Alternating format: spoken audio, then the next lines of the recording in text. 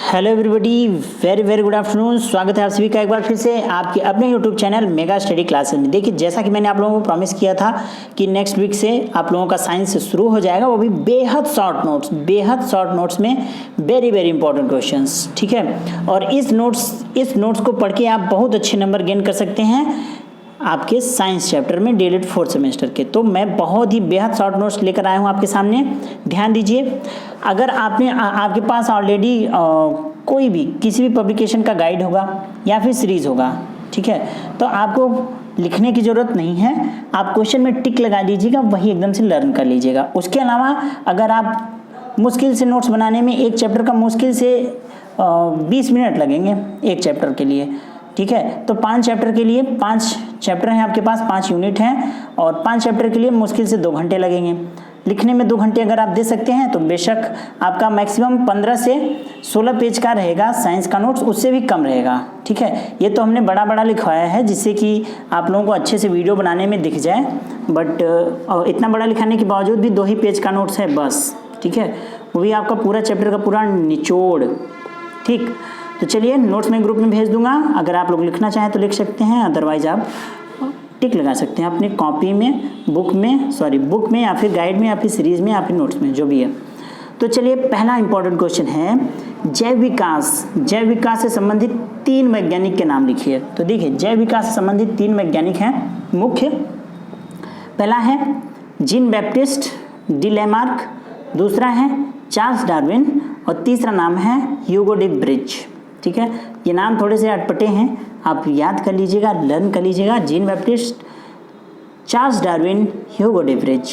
Okay, अगला है जैव विकास क्या है। तो जाहिर सी बात है, जैव विकास क्या होता है कि जैव विकास धीरे धीरे होने वाला वह क्रमिक परिवर्तन है जिसके परिणाम स्वरूप आज के युग के जटिल व उच्च कोटि के पौधे व जीव जंतु पूर्व काल के सरल व निम्न श्रेणी के पौधे व जंतुओं से उत्पन्न हुए हैं। याद करना ही नहीं है इसको, ठीक है, आप ऐसे मोटा समझिए। जैव विकास क्या होता है? जैव विकास वह क्रमिक परिवर्तन है जो आज के युग के जीव जंतुओं को उस पूर्व काल में युग के जीव जंतुओं से उत्पन्न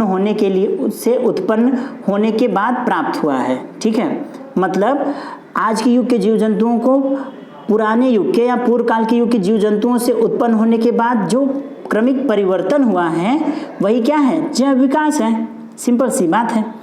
अगला, नव डार्विनवाद क्या है? अपने भाषा में लिखने की कोशिश किया करिए। नव डार्विनवाद क्या है? नव डार्विनवाद के अनुसार, ये इंपॉर्टेंट क्वेश्चन है, डार्विनवाद, लैमार्कवाद, उत्परिवर्तनवाद, तीनों बहुत ही इंपॉर्टेंट हैं, बहुत ही इंपॉर्टेंट, निहायत इंपॉर्टेंट। नव डार्विनवाद क्या है? नव डार्विनवाद के अनुसार नई जातियों की उत्पत्ति पुरानी जातियों के जीन में परिवर्तन के कारण होती है। नव डार्विनवाद यह क्या कहता है कि नव डार्विनवाद के अनुसार नए जातियों की उत्पत्ति पुरानी जातियों के जीन में परिवर्तन के कारण होती है। इसमें पुरानी जाति से नई जाति के विकास में कई कारक कार्य करते हैं। ठीक है, यही है नव डार्विनवाद। मोस्ट इंपॉर्टेंट ये है, पुराने जंतुओं की जातियों के जीन्स में जो परिवर्तन होते हैं उसी के कारण नई जातियां उत्पन्न होती हैं। लैमार्कवाद क्या है?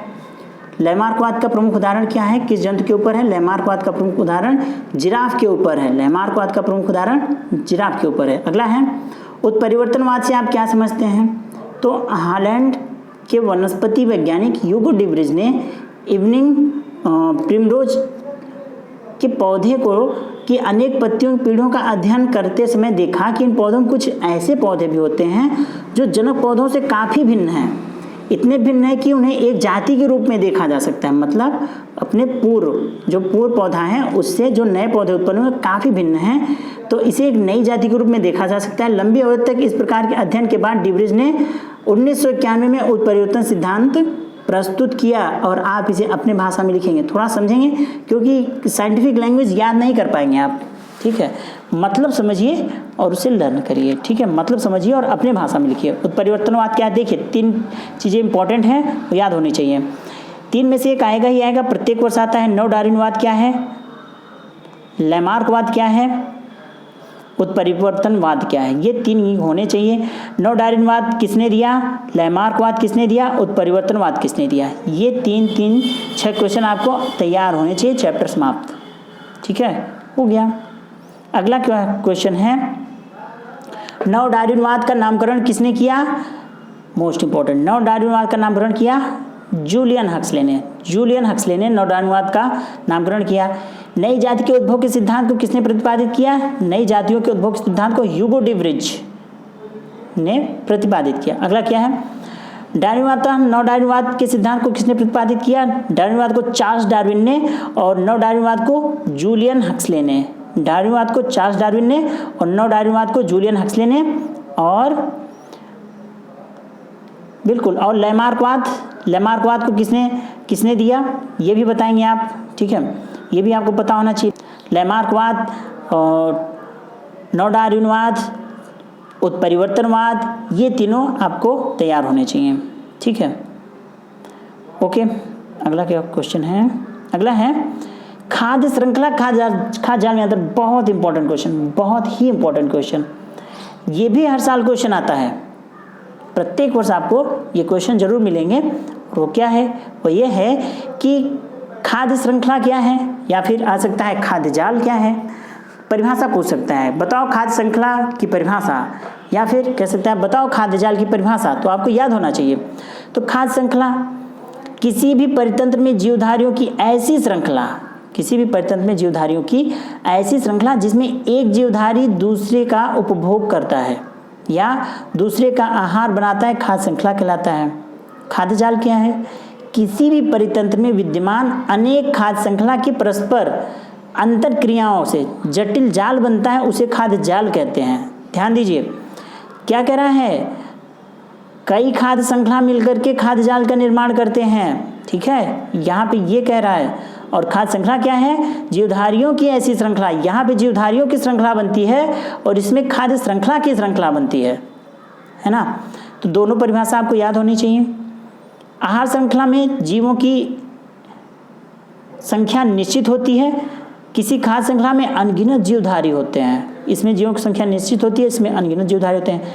खाद्य श्रृंखला को ही आहार श्रृंखला कहते हैं। खाद्य श्रृंखला में किसी जीवधारी को केवल एक निश्चित स्थान होता है, जबकि खाद्य जाल में एक जीवधारी भिन्न भिन्न खाद्य श्रृंखला में भिन्न भिन्न स्थान पर रखा जा सकता है, ठीक है। जीवधारी का इसमें निश्चित स्थान होता है, इसमें जीवधारियों का अलग अलग स्थान होता है, ठीक है। खाद्य जाल में अनगिनत जीवधारी होते हैं, इसमें जीवधारियों की संख्या निश्चित होती है, 5 से 6। खाद्य श्रृंखला की परिभाषा और खाद्य जाल की परिभाषा याद कर लीजिएगा। बहुत ही मोस्ट इंपॉर्टेंट क्वेश्चन हमने लिया है, इससे पक्का है क्वेश्चंस आपको मिल जाएंगे, इससे बाहर इस चैप्टर से क्वेश्चन नहीं आने वाला है, ठीक है। इसके बाद आप लोग कमेंट बॉक्स में कमेंट करेंगे। कमेंट बॉक्स में कमेंट क्या करेंगे मैं बता देता हूँ। कमेंट बॉक्स में आपको कमेंट करना है नव डार्विनवाद, लैमार्कवाद और उत्परिवर्तनवाद के जनक। कमेंट बॉक्स से कमेंट जरूर करिएगा, मुझे आपके कमेंट का इंतजार है।